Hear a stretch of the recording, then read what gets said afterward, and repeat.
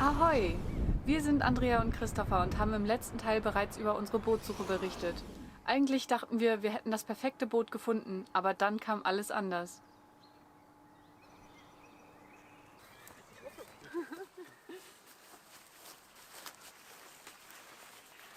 So, das mit dem Boot in Dänemark, das war wohl nix.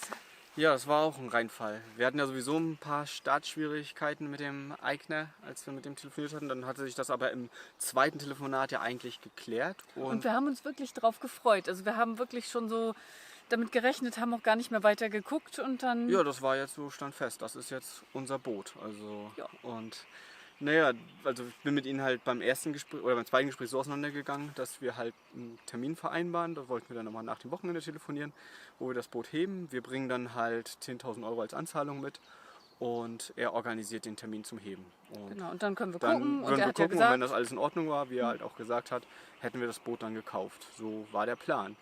Und dann habe ich ihn nach dem Wochenende wieder angerufen, um einen Termin zu finden. Und da war schon wieder ein bisschen komisch. Ja, und dann und meinte er, schroffer, ja. ihr wollt das jetzt ja dann kaufen, aber dann halt nur zu meinen Konditionen. und dann hat er uns seine Konditionen diktiert. Und zwar Ja. sollten wir nicht 10.000 Euro anzahlen, sondern 20.000 Euro, aber vor dem Heben. Genau, wichtig, also vor dem, wenn auf seinem Konto 20.000 oder wenn er 20.000 von uns bekommt, dann organisiert er einen Termin zum Heben. Und dann sollen wir den Restsumme mitbringen und dann würden wir die Restsumme bezahlen und dann Direkt irgendwann nach dem Heben genau, eigentlich. nach dem Heben und dann machen wir die Übergabe. Und er wollte dann auch im Vertrag reinschreiben lassen oder hatte im Vertrag reingeschrieben, ja, wenn wir das Schiff, also wir leisten die Anzahlung, damit haben wir das Schiff theoretisch gekauft, nur wenn beim Heben gutachterlich ein Schaden festgestellt wird, der das Schiff zum Sinken bringen würde. Also Dann, wenn da ein Loch drin ist, dann ein Riesenloch. hätten wir das Recht vom Kaufvertrag zurückzutreten. Und Ja, und dann sonst würde eben der Restbetrag der Summe fällig werden. Ja. Und das war uns dann irgendwie... ich habe noch versucht, halt mit ihm zu reden, weil fand ich halt schon ein bisschen unfair. Also das macht ja keiner, das schreibt keiner. Also da muss Nee, man schon also, verrückt also sein. er wollte auch sofort die weitere Summe haben. Nicht erst bei der Übergabe, sondern Ja. direkt nach dem Heben, sodass wir halt unsere Leistung komplett beglichen haben. Er aber eben noch nicht. Also wir das Boot noch gar nicht übergeben bekommen Ja, haben. das wollte ich ihm halt erklären, dass wir da irgendwie eine andere Lösung finden müssen. Ja. Und dann hat er halt das Gespräch einfach beendet, hat aufgelegt. Ja, Und irgendwie ein paar Stunden später kamen dann irgendwie nochmal so ein paar SMS hinterher, so ein paar altkluge SMS, wo er dann noch geschrieben hat, naja, wenn ich dann irgendwann mal alt genug bin und die Lebenserfahrung habe, so die er dann hat, dann werde ich auch verstehen, dass Geld nicht alles ist und das ist halt so ein wichtiges Boot und ach. Nee, Ja. also das Thema war dann mit uns ja, also wir haben dann auch komplett nicht mehr durch. geantwortet. Also für uns war das dann raus. Also Ja, da weil- haben wir... Nee, das war einfach zu schräg. Ja. Ich glaube, das hätte nur er. Ich glaube nicht, dass er betrügen wollte. Ich glaube, er war einfach nur ein komischer Vogel. Ja, glaube ich wirklich. Ich glaube nicht, dass es Betrugsmasche Nein, war. es war ja auch ein schönes Ja, Boot war auch und ein also schönes es wäre Boot, super aber gewesen. Das war uns zu viel Risiko. Und dann jahrelangen Gerichtsprozess nachher am besten noch an der Backe Ja. zu haben, das wollten wir auch nicht. Nee. Und ja, also ging dann die Suche weiter. Erstmal waren wir geknickt. Ja, das also stimmt. erstmal waren wir so richtig geknickt, weil wir ja nicht weitergesucht haben, weil wir eigentlich dachten, jetzt haben wir unser Boot. Und, Ja, ich wollte am liebsten, also ich war richtig, es ist gut, wenn man halt zu zweit ist, dann ergänzt man sich ja immer so ein bisschen, aber ich hätte am liebsten alles hingeschmissen. So nach dem Motto, eigentlich habe ich keinen Bock mehr auf Boot. Also so ein Tag war das dann halt so. ja, aber ich saß dann da gerade, hab gelernt für den Funkschein und Christopher war dann so ein bisschen deprimiert und ja, es war nicht gerade eine Motivation, aber dann habe ich ihn wieder so ein bisschen Ja. los, das wird toll. Und ja, haben wir dann halt weitergesucht. Und dann sind wir auch recht schnell fündig geworden. Etwas anders vielleicht, aber ich glaube, das erzählen wir gleich nochmal, ne? Oder? Ja, wir haben jetzt ein Boot. Ja, ja, alles ein bisschen anders als erwartet, aber es ist eine Halberg Rassi. Immerhin, ja. Das ist die kleinste je gebaute Halberg Rassi. Ist die Baunummer, 559. genau. Also es ist eine Halberg Rassi Misli 2, es ist 24 Fuß, also ein bisschen über 7,30 Meter. Und Ja. von 78, glaube ich. Bis 77 wurden sie gebaut, also von 77. Ach, von 77, okay. Ja, also das eine Jahr kommt dann auch nicht mehr drauf an. In dem Alter ist das nachher egal, wie alt man ist. Ja, und das hat sich recht spontan ergeben. Also wir haben halt ja immer nach Booten geguckt in Wismar und ja, die kleine Wilson, die war einfach dann drin und dann haben wir angerufen, Termin gemacht. Ja, war wirklich ein Zufall. Eigentlich, wir hatten ja die ganze Zeit eigentlich größere Boote gesucht. Wir hätten halt gerne was im Leben drauf gehabt. Dazu ist jetzt ist die absolut zu klein auf jeden Fall. Also, Ja. wir behalten ja den LKW auch, wohnen halt weiterhin im LKW. und nutzen die dann halt jetzt so für Ausflüge erstmal, um halt auch ein bisschen mit den Segeln vertraut zu machen. So ist Genau. jetzt unser Plan. Erstmal ein bisschen üben und mal gucken, ob wir das auch wirklich alles abkönnen. Ja, und so ein paar Touren werden wir sicherlich auch damit machen, hier auf der Ostsee. Ja. Dafür ist sie auf jeden Fall ganz gut. Also schwierig war es ja auch wirklich, ein Boot zu finden, das einen Liegeplatz hat oder überhaupt einen Liegeplatz zu finden. Also es war eigentlich unmöglich. Wir haben hier nachgefragt in den Häfen, da waren dann Wartelisten mit 80, 90 Leuten und diese Saison und die nächste Saison sind schon ausgebucht. Also ja, wahrscheinlich würden wir 6 Jahre auf einen Liegeplatz warten. Ja, also wir hatten mal ein bisschen geguckt, also wir hätten, ich glaube, Schleswig die Ecke, da wären Liegeplätze gewesen, dann Dänemark wäre auch kein Problem gewesen und dann wieder östlich von Stralsund. Aber so die Ecke Lübeck, Wismar, wo wir ja hinwollen, so aus beruflichen Gründen, weil wir jetzt ja auch wieder hier vor Ort ein bisschen arbeiten müssen demnächst. Eigentlich keine Chance. Ja, war wirklich keine Chance und das Boot wurde halt komplett mit Liegeplatz abzugeben und es war wirklich relativ günstig. Und ja, dann haben wir uns halt darauf eingelassen. War eine super spontane Geschichte. Ja. Wirklich. Ja, und jetzt sind wir jeden Tag am Putzen, am Ja, Umbauen. also ist jetzt keine super gravierenden Sachen zu machen, so ein paar kleine Sachen sind halt zu machen. Das Boot wurde halt recht wenig genutzt nachher in den letzten Jahren. Also wirklich nur 1-2 Mal im Jahr sind die damit noch rausgefahren. Und ja, dementsprechend ist natürlich jetzt auch hier ein bisschen viel zu tun, alles wieder ein bisschen auf Vordermann zu bringen. Aber es ist ja alles, also das, was man sowieso nach dem Winterlager machen müsste wahrscheinlich, also vieles davon. Aber ein paar Sachen neu abdichten, sowas Ja. machen wir, damit das alles fit ist. Also wir haben jetzt auch noch 2 Wochen Zeit, bevor das Boot überhaupt ins Wasser kommt. Also Anfang Mai haben wir den Krantermin und dann geht's los auf die Ostsee. Genau, jetzt haben wir noch, wollen die Innenverkleidung noch mal ein bisschen neu machen.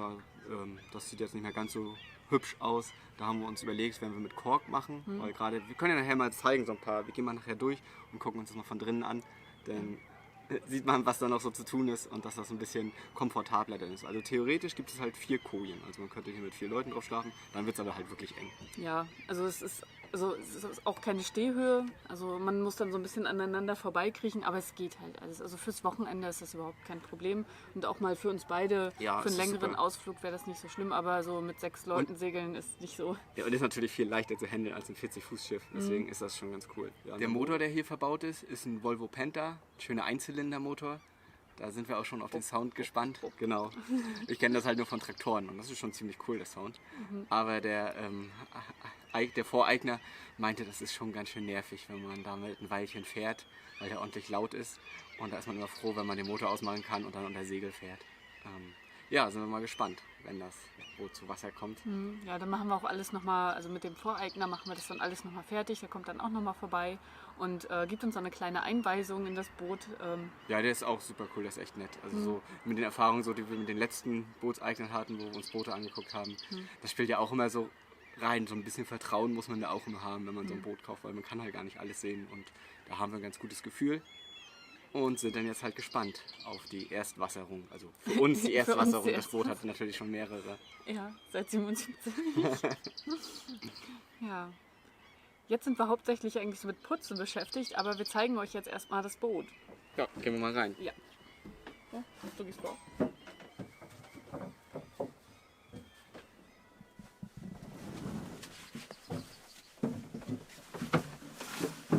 Ja, es ist alles noch ein bisschen chaotisch, aber das ist halt alles nicht so groß und deshalb muss es immer hin und her geräumt werden. Hier vorne im Bug, also da können 2 Leute eigentlich schlafen. Die Polster, die sind jetzt auch noch nicht drin. Die kriegen wir dann erst, wenn wir das Boot zu Wasser lassen. Und hier im Salon könnten dann theoretisch auch 2 Personen schlafen. Hier gibt es ja noch einen Vorhang für ein bisschen Privatsphäre. Kann man, wir haben richtig Privatsphäre, ne? Ja, ja, und natürlich eine Dachluke über dem Bett, das ist natürlich total schön. Gerade abends dann auf dem Wasser kannst du die Sterne beobachten. Ich freue mich da schon drauf. Und ja, hier schauen wir mal, wie wir uns das noch gemütlich machen.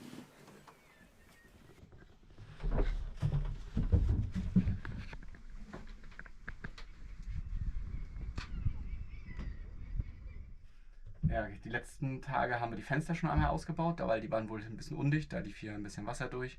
Und die haben wir neu abgedichtet. Scheint auch dicht zu sein, weil heute Morgen hat es ordentlich geregnet und es ist nicht nass geworden. Also mal gucken, ob das auch nachher auf dem See trocken bleibt.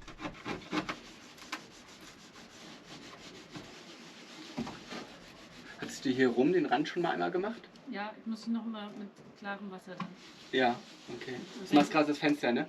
Ja, ich mache hier drumherum, ja. Ja, ist gut. Und die Griffe halt. Ja, ich gebe dir den Rahmen hier auch mal raus, den können wir ja auch draußen dann machen. Ja. Ja.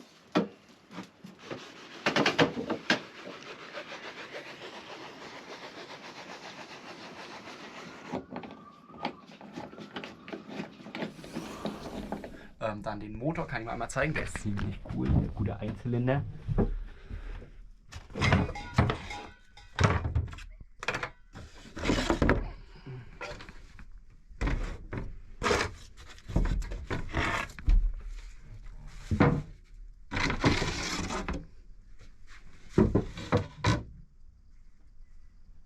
Ja, der Motor sieht halt trotz seines Alters auch noch richtig gut aus. Kamen ein paar Komponenten, sind schon mal neu, die Schläuche wurden neu gemacht. Er hat einen neuen Edelstahltank, hat Achtern verbaut.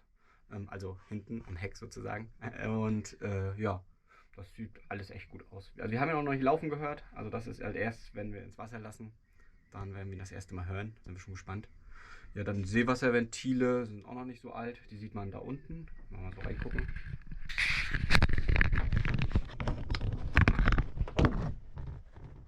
Was man allerdings noch mal ein bisschen überarbeiten müsste, ist die Elektrik. Die ist ja, historisch gewachsen, etwas chaotisch. Aber das sollte kein Problem sein, das machen wir nach und nach. Ich kann ja auch nochmal die Wachskisten zeigen. Einmal.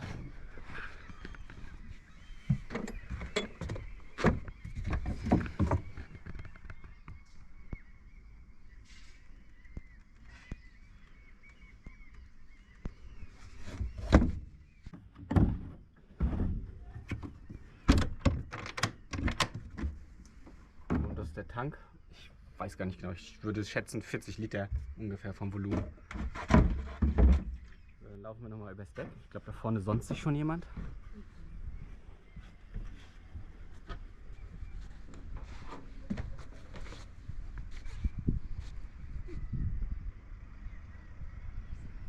Als nächstes steht dann jetzt noch die Stellplatzsuche auf dem Plan, denn eigentlich wollten wir aufs Boot umziehen. Also es ist nicht unmöglich, auf dem Boot zu leben, aber ja, hat sich ja dann doch ein bisschen anders ergeben und wir wollen Peppy ja erstmal behalten. Der Stellplatz sollte dann natürlich nicht zu weit weg sein, damit wir eben nicht so viel hin und her müssen und viel Zeit auf dem Boot verbringen können. Ja. Gerade steht er übrigens da hinten auf dem Parkplatz. Wir können ihn sogar von hier aus sehen. Ja, vom Boot aus können wir ihn sehen. Ja, ich glaube schon.